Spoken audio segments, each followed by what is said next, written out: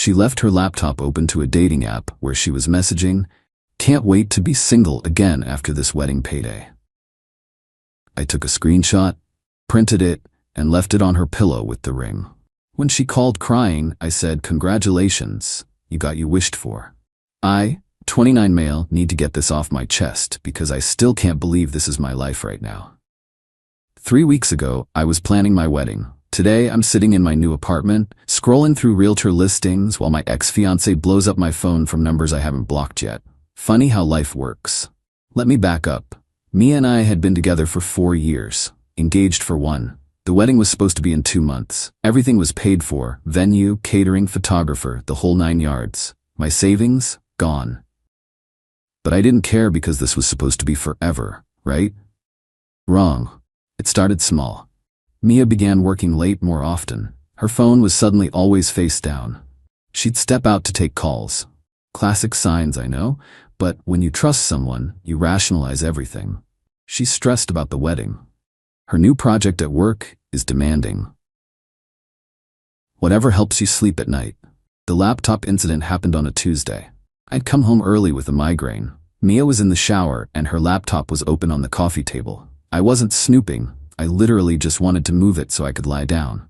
But the screen was bright and there it was. Bumble, the dating app. My chest tightened, but I told myself maybe it was old. Maybe she forgot to delete it. Then I saw the timestamp, active 12 minutes ago. The message thread was with some guy named Derek. Their conversation made me physically sick. She'd sent him photos, not explicit but flirty. Selfies I'd never seen. They'd been talking for weeks. But the message that broke me? "Can't wait to be single again after this wedding payday. Just 2 more months of playing house." Derek had responded, "Get that bagged, baby. How much is the idiot spending? $60K all in." And he has no idea I already consulted a divorce lawyer about timelines. 6 months, and I can file. Half of everything he earns during marriage. Washington is a community property state. I stood there, laptop in my hands, feeling like I was watching someone else's life implode. The shower turned off. I had maybe 30 seconds to decide what to do. I took a photo with my phone, then another, then screenshots of her profile, other conversations. My hands were shaking so bad I almost dropped the laptop. I set it back exactly where it was and went to the bedroom, pretending to be asleep. Mia came out humming, kissed my forehead, asked if I wanted dinner. I said I wasn't hungry. She shrugged and went to make herself a salad, laptop under her arm. Like nothing happened, like she hadn't just been planning to rob me blind. I didn't confront her. Not yet. Instead, I spent the next 3 days gathering information. Did you know you can download your entire text message history with someone? Every photo, every "I love you", every lie. I backed up everything, created a folder, named it evidence. I also did something petty, maybe stupid. But I needed to know how deep this went. I texted her from a Google Voice number, pretending to be a wedding vendor confirming details.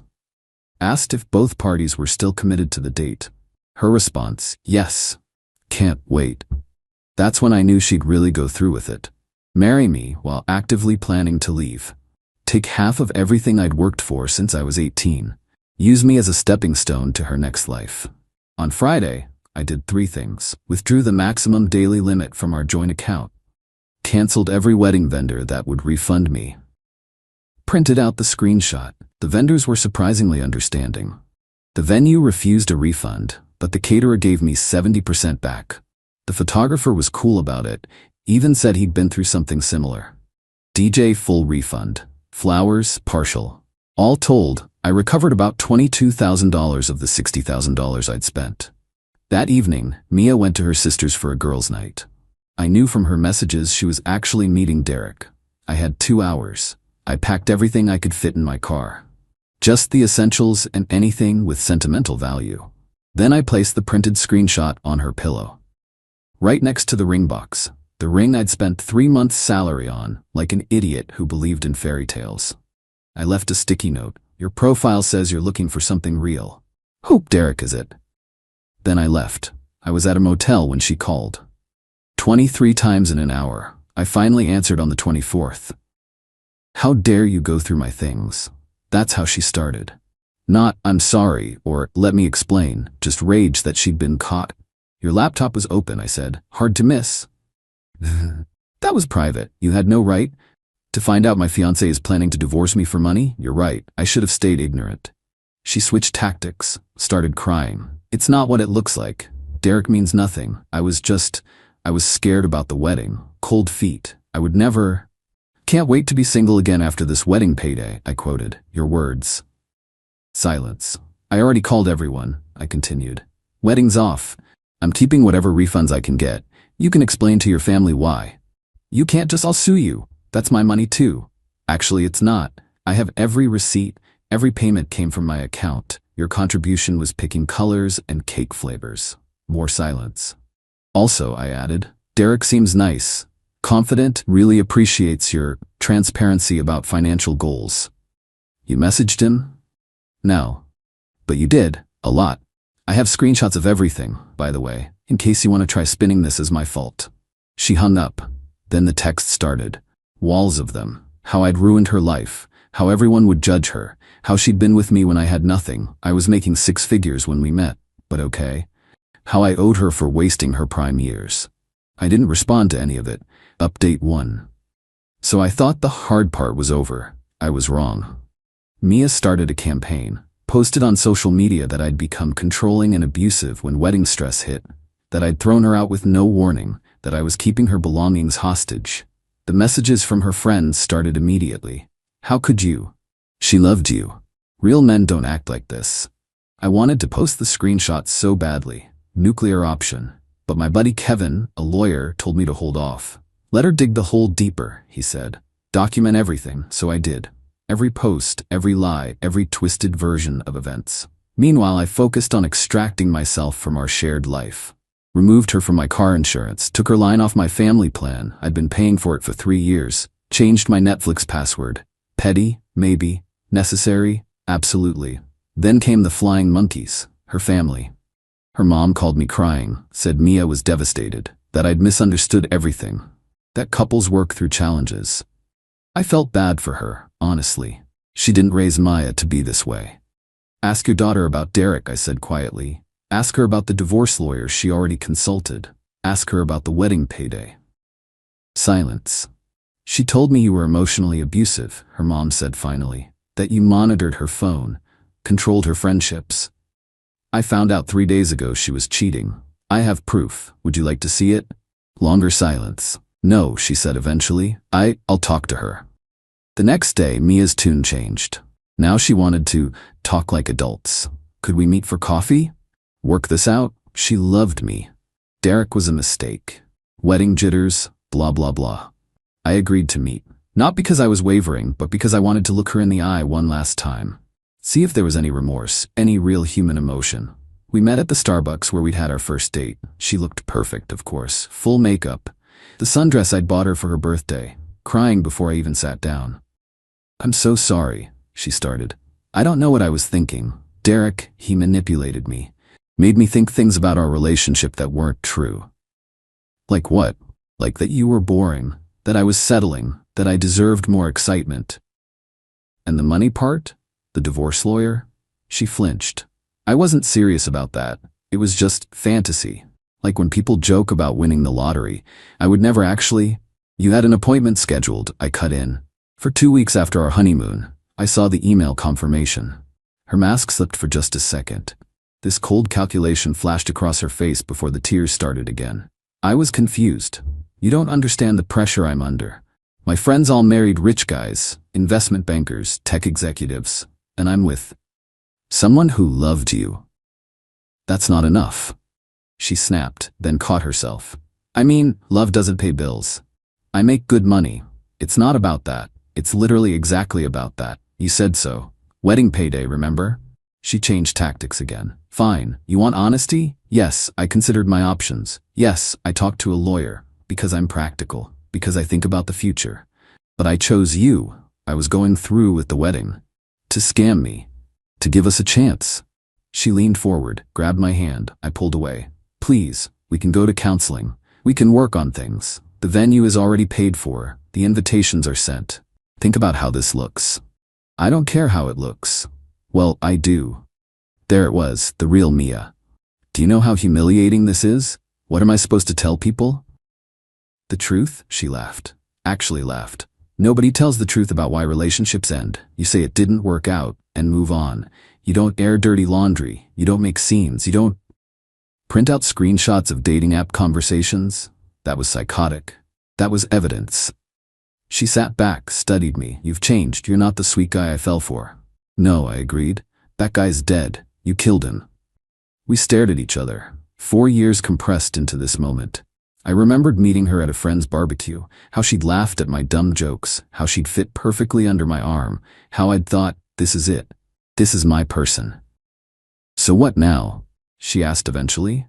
Now nothing. You move on with Derek or whoever. I rebuild my life. We become a cautionary tale our friends tell at parties. That's it?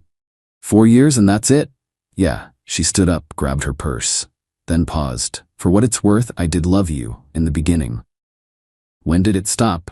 She thought about it, really seemed to consider. I don't know. Maybe when I realized love doesn't appreciate like real estate. Then she left. Update 2. I thought that Starbucks meeting would be our last interaction. I underestimated Mia's capacity for chaos. A week later, I got a call from my landlord. Well, former landlord. Mia had shown up at the apartment we'd shared, claiming she'd been illegally evicted. She had a key. She had mail with her name. She demanded to be let in. The landlord, bless him, called me first. Your name's the only one on the lease, he said, but she's making a scene, threatening to call the police. I drove over. Found Mia in the lobby with 2 suitcases and her best friend Jenna recording everything on her phone. For evidence, Jenna sneered when she saw me. What are you doing here? I asked. Moving back into my home, Mia said loudly, playing for the camera. You can't just throw me out. I have rights. You were never on the lease, I said calmly. I've been living here for 2 years. I get mail here. That gives me tenant rights. She shot back. I talked to my lawyer about that, I said, my voice steady. You might have been considered a tenant at will, but when you voluntarily vacated the premises 2 weeks ago, and I have your text saying you were staying with your sister and packing your bags, you legally abandoned the property. You forfeited those rights. This isn't an eviction. This is you dealing with the consequences of leaving. Jenna's camera wobbled. The landlord stepped in. Ma'am, without your name on the lease, I can't grant you access. If you have belongings inside, you'll need to coordinate with the actual tenant. This is discrimination, Mia shouted. I'm calling a lawyer. Great. Here's mine's number. I handed her Kevin's business card. He's already got all the documentation ready, including your dating profiles, your messages. Your divorce lawyer consultation really paints a picture of domestic tranquility. She went pale. Jenna lowered her phone. Your stuff's in storage, I continued. Paid for 1 month. After that, it's your problem. Here's the unit number and key. I'd actually been generous. Carefully packed everything, labeled boxes, even included the engagement ring. She could pawn it for Derek money. But Mia wasn't done. You can't. This is illegal eviction. I'll sue. For what? You don't pay rent. You're not on the lease, you abandoned the premises, you want to make this legal? Let's make it legal. She looked at Jenna, then back at me. I need my laptop, for work. It's in storage. I need it now. Then go to storage. You're being petty. I'm being practical, like you. She started crying again, but differently this time. Frustrated tears, the kind when manipulation isn't working and you're running out of options. Please, she said quietly. Can we just go upstairs and talk, privately? No. 10 minutes. No. I'll sign whatever you want, say whatever you want. Just, please. The landlord shifted uncomfortably. A few neighbors had gathered to watch. Jenna had given up recording and was now texting furiously. There's nothing to sign, I said. We're done. Get your stuff from storage. Move on with your life. Find another wedding payday. That did it. The mask didn't just slip, it shattered. You think you're so much better than me? She got in my face. You're nobody. You're a middle management nobody going nowhere. I gave you the best years of my life, and for what? A shared apartment and a used Camry? Derek has a boat. Then go sail away with Derek. I will. He actually appreciates what he has. He knows how lucky he is. He is married. Silence. Even Jenna looked up from her phone. What? Mia stepped back. Derek Paulson, right? Lives in Bellevue, drives a white BMW, has a boat? She nodded slowly. Also has a wife, Angela. They've been married 6 years, 2 kids. Found his Facebook, very family-oriented, lots of photos from Disney last month. I hadn't meant to look him up, but curiosity got the better of me one night. 5 minutes of searching told me everything. You're lying. I showed her my phone. Derek's profile, the family photos, the anniversary post from 3 months ago. 6 wonderful years with my soulmate. Here's to 60 more. Mia grabbed my phone, scrolled frantically. With each swipe, her face crumbled a little more. She found the photos of the boat. Derek and Angela. Derek and the kids. Derek's world's best dad mug. No, she whispered. He said, he told me. He told you what you wanted to hear. Funny how that works. She thrust my phone back at me and ran. Actually ran. Left her suitcases right there in the lobby. Jenna called after her, then glared at me like this was somehow my fault before chasing her friend. The landlord whistled low. That was something. Yeah, you good? Getting there. He clapped my shoulder. Changed the locks yet? First thing I did. Smart man. Update 3, the final update, I hope. It's been 6 weeks since the lobby incident. 6 weeks of silence from Mia. She picked up her stuff from storage, the facility confirmed. Blocked me on everything. Mutual friends say she moved back with her parents temporarily. The wedding date came and went without fanfare. I spent it hiking with Kevin and some buddies. Felt symbolic. Climbing upward while she spiraled down. But this isn't a clean ending. Life doesn't work that way. Last week I ran into Jenna at Whole Foods. Awkward doesn't begin to cover it. She was buying wine. I was buying depression meals for one. We pretended not to see each other until we ended up in the same checkout line. How is she? I asked. Because I'm an idiot who had to know. Jenna let out a sharp, humorless laugh. How do you think? Derek ghosted her after you pulled your little stunt. Her parents are barely speaking to her. She's working retail because she quit her good job to focus on wedding planning. Oh, and everyone knows. Everyone. I didn't tell anyone except one person. Who told one person? Who told everyone? Why are you telling me this? I asked. Jenna snorted. Because after her plan blew up, she came after me. Said it was my fault for giving her bad advice. My fault for not helping her spin a better story to her parents. She actually accused me of being jealous. She shook her head, staring at her bottle of wine like it held all the answers. That's when I got it. You aren't the villain. You were just in her way. She convinced me you were this controlling asshole who monitored her every move. That she deserved better. And you believed her, I stated, not unkindly. She was my best friend. Was, she corrected herself. I don't know what she is now. She practiced, you know. The crying, in the mirror, had different levels for different situations. Tear up for sympathy, full sob for manipulation, hysterics for deflection. I used to be impressed. Now I know that's just what she does when the real person runs out of script. That's disturbing. Yeah, well, I'm sorry, she said, finally looking at me. You're a good guy. Boring maybe, but good, and we treated you like crap. We parted ways. I haven't seen either of them since. But here's the thing about dodging bullets. You still feel the wind as they pass. I still wake up sometimes expecting her to be there.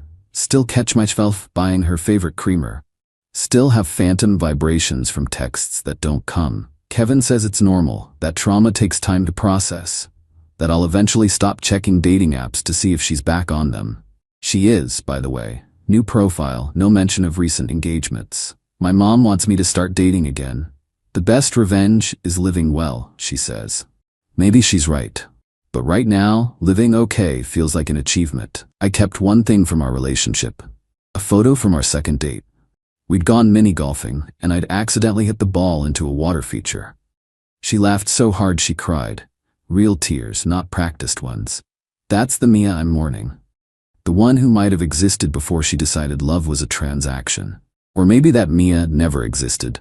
Maybe I invented her. Maybe we all invent the people we fall in love with, then act surprised when reality doesn't match the fiction. Either way, I'm done with fairy tales. Done with forever. Done with trusting blindly. If someone shows you who they are, through actions, through dating apps, through financial plotting, believe them the first time. To answer the obvious questions, yes, I'm in therapy. No, I don't think all women are gold diggers. Yes, I've been tested. All clear, thankfully. No, I don't regret exposing her. Yes, I sometimes Google Derek's wife to see if she knows. Their Facebook still looks happy. No, I'm not ready to date. Yes, I changed all my passwords. No, I haven't calculated how much this whole thing cost me emotionally. Actually, that's a lie. I calculate it every day. 4 years. Roughly 1,460 days of good morning texts. Maybe 50,000 I love yous. 1 ring, 1 wedding that never happened. 1 future that was apparently never real. But also 1 bullet dodged. 1 lesson learned. 1 life saved from being someone's meal ticket. Worth it? Ask me in another 6 weeks. For now, I'm focusing on the small wins, like sleeping diagonally across the bed, like not having to check my bank balance after every purchase, like knowing that when someone says they love me next time, if there is a next time, I'll know what questions to ask, what red flags to see, what laptops to definitely look at when left open. Because fool me once, shame on you. Fool me twice? Not happening. That's my story. Take whatever lessons from it you want. Just maybe password protect your dating apps if you're planning to scam someone out of half their assets. Or better yet, don't be a terrible person. Novel concept, I know. Edit, since people keep asking, yes, this is real. No, I'm not sharing the screenshots. Yes, I thought about taking her back for about 0.5 seconds. No, Derek's wife still doesn't know, as far as I can tell. And yes, the ring was a cushion cut with a halo setting. 2.1 carats. If anyone needs a good jeweler who does cash buybacks, message me. Edit 2. To the person who messaged saying they think they matched with Mia on Hinge, run. Run. That's not even a red flag anymore. That's a whole communist parade. Final edit. Therapy update since everyone's concerned. I'm making progress. Learned the term betrayal trauma, and apparently I'm textbook. But my therapist says my approach to evidence gathering showed remarkable emotional regulation under distress. So I've got that going for me, which is nice.